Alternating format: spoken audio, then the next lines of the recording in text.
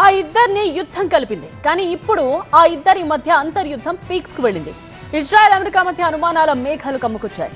Trump Netanyahu friendship ఇక కటిఫేనా?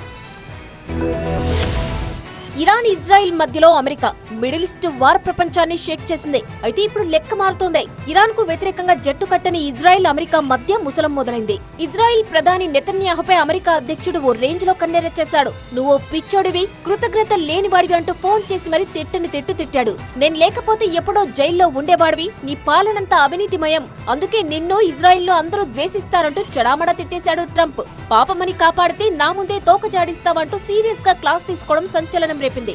Trump Netanyahu phone call పై America మీడియాలో కథనాలు వెలువెత్తాయి. లెబనాన్ పై ఇజ్రాయెల్ దాడులు చేయడమే ట్రంప్ కోపానికి కారణమని అమెరికన్ మీడియా కోడై కూసింది.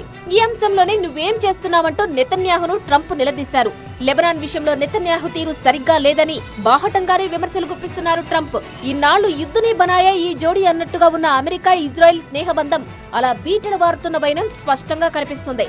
ఒకరినొకరు అనుమానిస్తున్నారు, ఎందుకైనా మంచిదని ఒకరిపై మరొకరు ఒక కన్నేసి ఉంచుతున్నారు.